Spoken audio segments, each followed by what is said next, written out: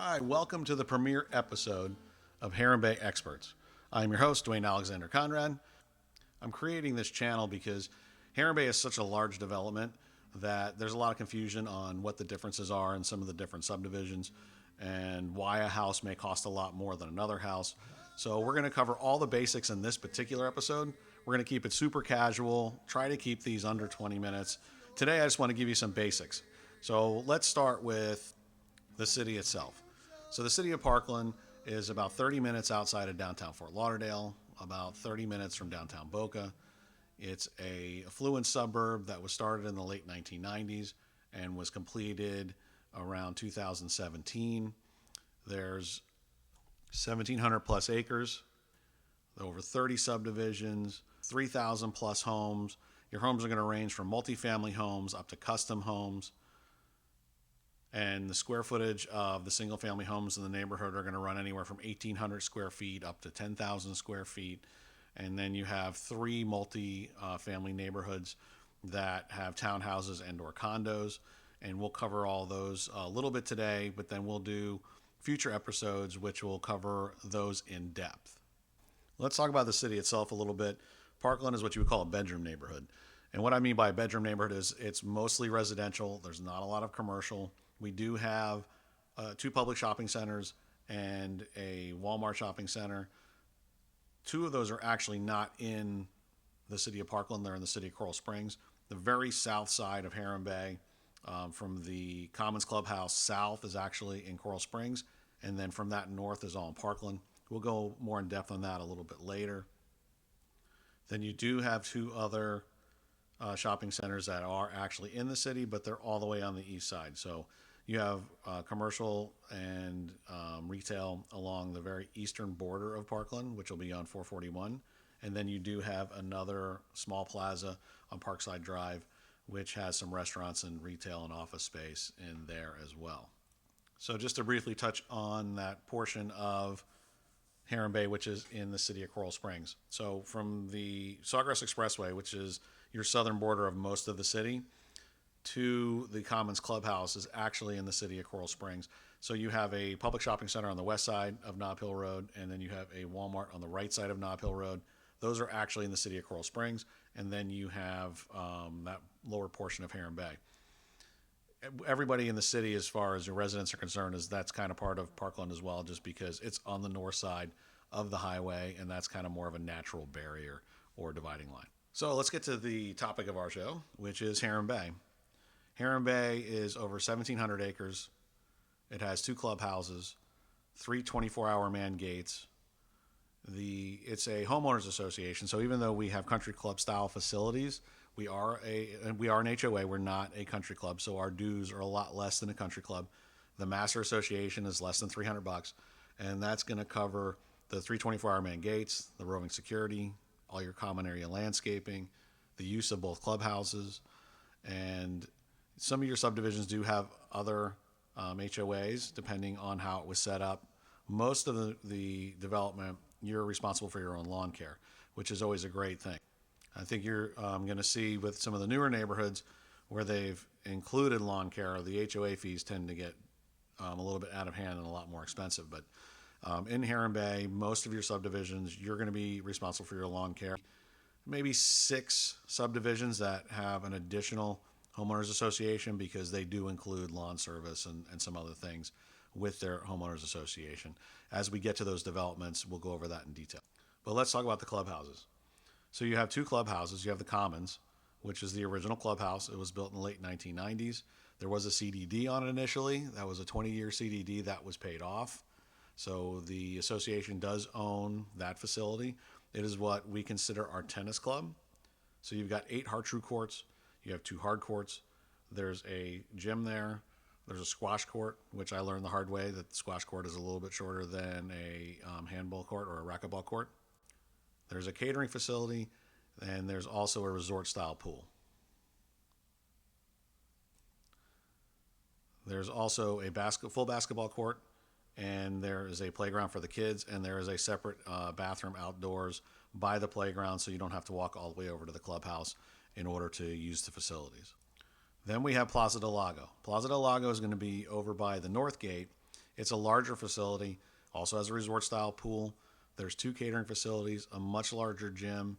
There's a water park outside for the kids. There's 2 full length basketball courts. There's a handball court, and then there is a bar and grill area on the one side. There's also some picnic areas out behind the facility there.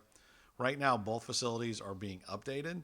The original one, the Commons, was built in the late 1990s. Plaza del Lago was built around 2007.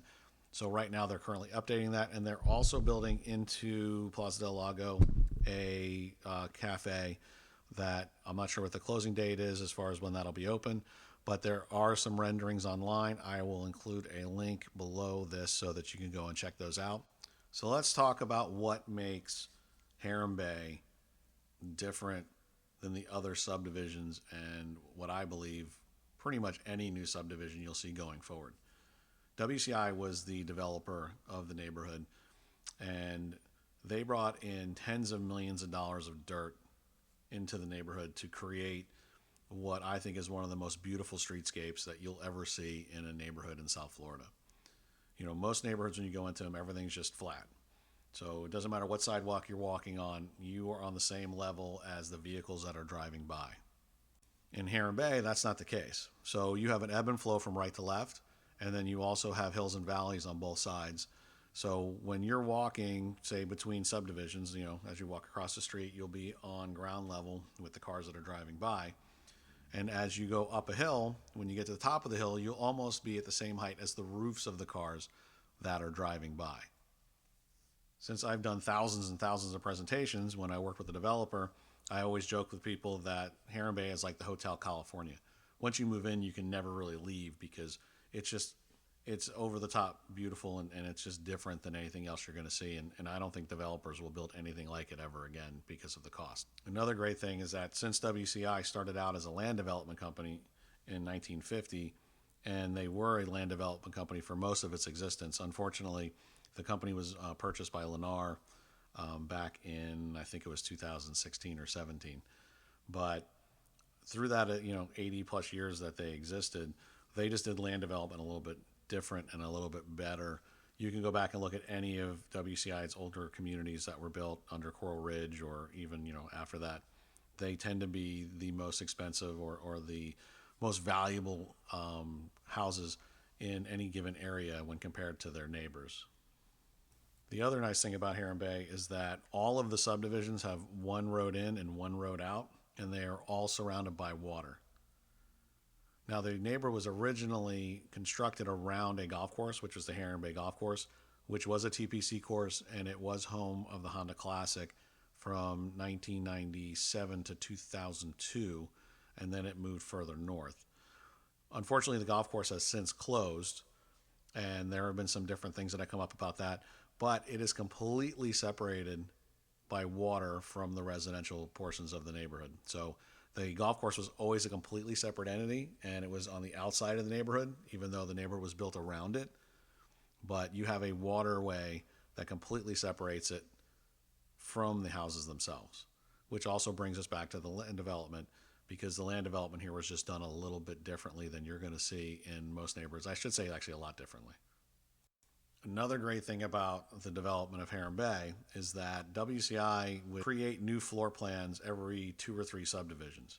So unlike most developers where they'll build the same house everywhere all over the country and there's just a different version of the front depending on where that house is being built, Heron Bay will have 2 subdivisions that will have the same exact floor plans. The first subdivision will have them one way, and then the second subdivision they'll usually make some tweaks or changes, or things that when they were doing construction that didn't convey as well to reality from paper. So they were always continuing to improve things and make them better. And then when you get to the next subdivision, they would have a complete redesign and have all new houses. You might have 2 or 3 floor plans that might convey over, and that's between different product lines, not the same, and we'll go into that in a second. But they would redesign everything or come up with completely new floor plans when they developed a new section. So as an example, the greens and the reserves have the same floor plans. But Banyan Isles, the Glen, and Meadowbrook, which are the same size houses, have completely different floor plans. So that leads us into our next subject. So you have homes in Heron Bay as of the date of this recording that your least expensive house will be in the 500s and your most expensive house could be upwards of $4 or $5 million. And the reason for that is that you have different size subdivisions with different size lots and different size houses. The easiest way for me to convey that is that when builders develop a planned community like this, they will build different size structures and different size lots, kind of the same way that an auto manufacturer builds cars. So the easiest way for me to convey that would be if we compared the houses to either BMW or Mercedes. So your smallest houses that the developer is going to build are going to be 40-foot wide structures, and they're going to be usually on around a 50-foot lot. That would be your 3 Series or your C Class. Then you'll have a 50-foot structure on a 60-foot at the smallest lot. That would be your 5 Series or your E Class. Then you'll have a 60-foot structure on a 70-foot lot. That'll be your S or your 7 Series. And then that's usually where most developers will stop. They'll have 3 different product lines. In Heron Bay, we actually have a fourth, which is a 70-foot structure on a 90-foot lot. And that would be like your Maybach. So just a little bit bigger, a little bit grander, a little bit more expensive. And then, of course, we also have 3 custom neighborhoods. So let's give a couple examples of those. So I built my first house in Heron Bay. I think we went under construction in late 2000 or early 2001. It was in a neighborhood called the Greens. So the Greens has a 50-foot structure, and the lots in there, your average width of lot in there is 65 foot with 125-foot depth. At the same time, they built Heron Cove, which was a 40-foot structure on a 50-foot lot by 127-foot lot depth on average. Then you also had the Highlands, which was being built. The Highlands was a 60-foot structure on an average of a 75-foot lot by 132-foot depth. And then you had Old Brook. So Old Brook was a 70-foot structure on a 90-foot wide lot, on average lot with 132-foot depth. And then they always have a little bit of overlap in each neighborhood. So your smallest neighborhood is going to be anywhere from 1,800 square feet to 2,800 square feet. There was, I think, 6 floor plans in there, if I remember correctly. And then they also would have, so in that neighborhood, you have 4 1-stories and 2 2-stories. And as a developer, WCI always would build 1 2-story house, or at least 1 2-story house with the master bedroom down, and at least 1 with the master bedroom up, because people have different, things that they would rather have. Some people want to be on the same floor as their kids. Some people want to be on a different floor from their kids. So they would always build at least 1 with master up and 1 with master down. So if we go back to Heron Cove, 4 1-stories, 2 2-stories, and the range would be 1,800 to 2,400 square feet. Then you get to your next neighborhood, the Greens, which is a little bit bigger. Those houses are going to be 2,400 to 3,600 square feet. So when you're buying a house, you have a particular customer will be able to afford either the larger houses in Heron Cove and maybe the smaller houses in the Greens, and so forth as you go up the line. So we're going to go into those different subdivisions in depth. So I'm still trying to figure out if we should do it by subdivision or if we should do it by the floor plans that were built. In this instance, like the Greens, we would do we'll do one on the Greens and the Reserves because they're the same floor plans. Reserves was built first, the Greens was built second. But we'll go over those things in depth.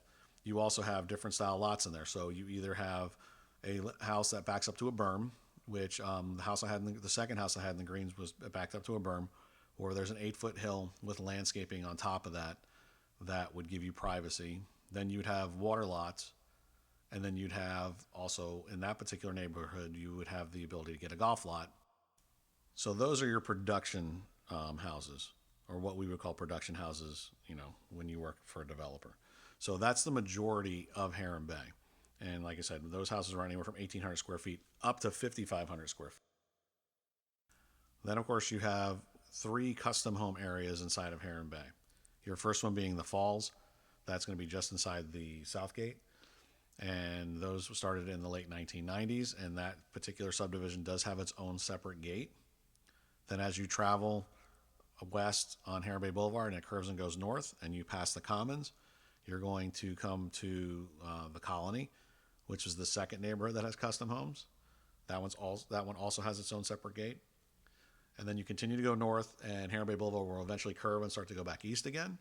And then you're going to get to a circle, and you'll come across that circle. It's the main circle in Heron Bay with a big fountain in the middle of it. And Plaza del Lago, the bigger clubhouse, will be on the east side of that circle. You'll take the first right off of the circle, go to your first stop sign, and take a right on Heron Run.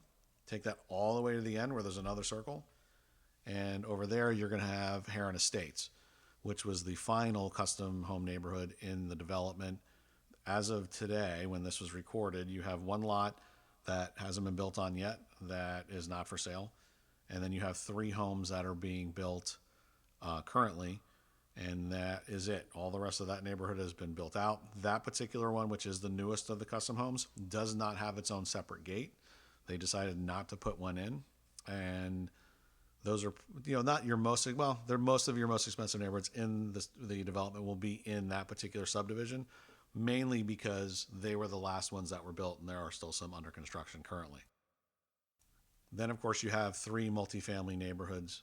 You have the Fairways, which is near the South Gate. They're townhomes, and in my opinion, they are the best purchase for your dollar anywhere in Northwest Broward County. Those are going to be 5 different floor plan types, and they're going to range from 1,300 square feet to 2,400 square feet. Then your next multifamily neighborhood is going to be Tuscany, which is your first neighborhood when you first pull in through the South Gate. You have 4 different floor plans in that one, and those are going to run 1,400 square feet up to around 2,400 square feet. And then the last multifamily neighborhood was a neighborhood called Cypress Point. That's all the way up on the northwest corner of the neighborhood, and those are what you would call flats. So you're either first floor or second floor. There's 6 units per building, and they're all the same floor plan. Your second floor units have a higher ceiling, and they also have an entranceway as you come up the stairs. So they are a little bit bigger inside than the downstairs units. And all of those units, all the multifamily, all have garages. Also, the smallest property you can buy bedroom count wise in the entire development is 3 bedrooms. The multifamilies all have at least 3 bedrooms, and your smaller single family homes have at least 3 bedrooms. There are no 2-bedroom structures in Heron Bay at all. So now we are encroaching on the 20-minute mark. So now it's time for the commercial. This episode was brought to you by Heron Bay Experts. Who's Heron Bay Experts? That is myself, Dwayne Alexander Conrad, and my wife, Carla Vive Gomez. We are a premier agent here in the city of Parkland and in the development of Heron Bay. Lived in Heron Bay for 20 plus years, raised 4 children here, worked for the developer here for 7 years, built the last 500 houses. I've sold hundreds of homes in Heron Bay. I've done thousands of presentations in Heron Bay.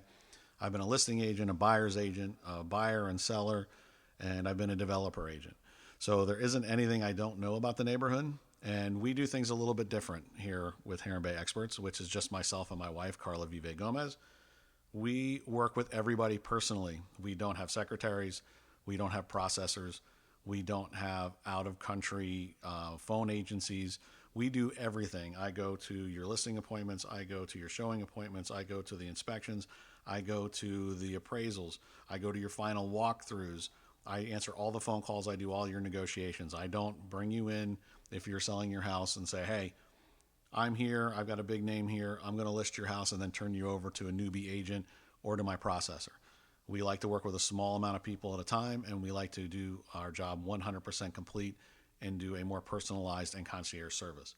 So if you're looking to purchase or sell in Heron Bay, please give us a call anytime. You can find us here on this new YouTube channel. You can find us on Facebook. You can find me on Connect. You can find us on Instagram, on TikTok. So Heron Bay Experts or me personally, Dwayne Alexander Conrad, please give us a call, text, or message us if you have any questions about anything. We're going to do our next episode is going to be a little bit of a biography about me. And I look forward to seeing and talk to anybody. If you have any questions about anything, please hit us up anytime. We'll talk to you soon. The next episode, like I said, we're going to be doing is going to be a bio on me so you know who I am and who you're dealing with if you so choose to work with us. Have a great day.